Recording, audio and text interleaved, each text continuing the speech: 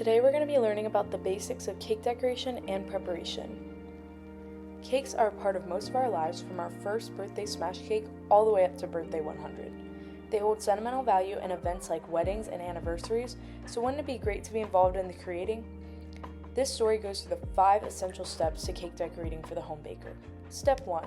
Starting straight out of the oven, letting that cake cool down entirely before attempting to make any cuts is important. Hot cake is really hard to work with, so patience is key. Cakes typically have a natural peak in the middle from where they rise.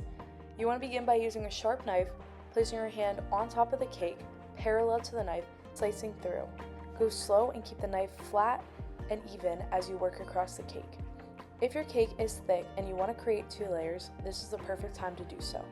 Once again, slice through the cake as you did the top, creating 2 separate layers like a bagel.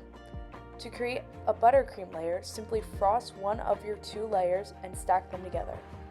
If you're feeling fancy and want to create a filling layer, begin by piping a border of icing around the edge and then filling with your favorite icing flavor, ganache, or fruit. Step 2. Consistency of the buttercream is key to easy application. Temperature will play a big factor in determining the consistency, specifically the temperature of your butter. You do not want to overmelt your butter, as this is the key binding ingredient in the texture of your buttercream.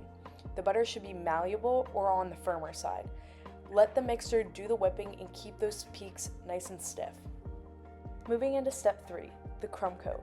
A crumb coat is a thin layer of icing applied to a cake in order to lock in all the little crumbs. You want to take a scoop of icing out and spread it evenly across the cake over the top and the sides.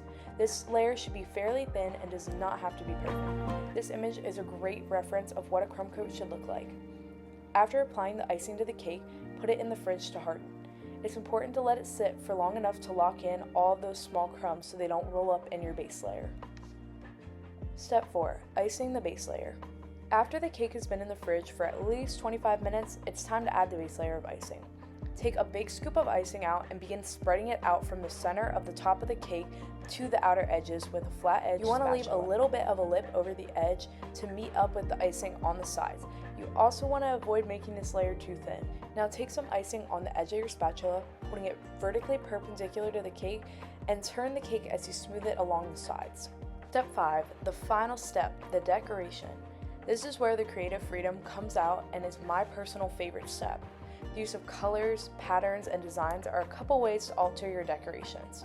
One tip can make such a variety of designs by using different angles and techniques, and even for example, the shell border is created by taking the star tip and pressing a small amount of icing out and gently dragging to finish off the end. If you look to the left of the shell border, you can see that star tip used in a dotting technique, and all the way to the far right, that swirl is a pretty classic cupcake decorating technique. This is one of the first cakes I ever decorated, and it's a great demonstration of the use of a couple tips and a couple techniques, giving you a variety of patterns and designs. The plain round tip was used for the dotting around that top edge and the ribboning done along the side of the cake. The star tip created that shell border on the top and the star border along the bottom. In my own personal life, I use baking as a way to express my love for the people in my life. Baking is usually associated with special events, so I have lots of memories tied to the events I've made cupcakes and cakes for.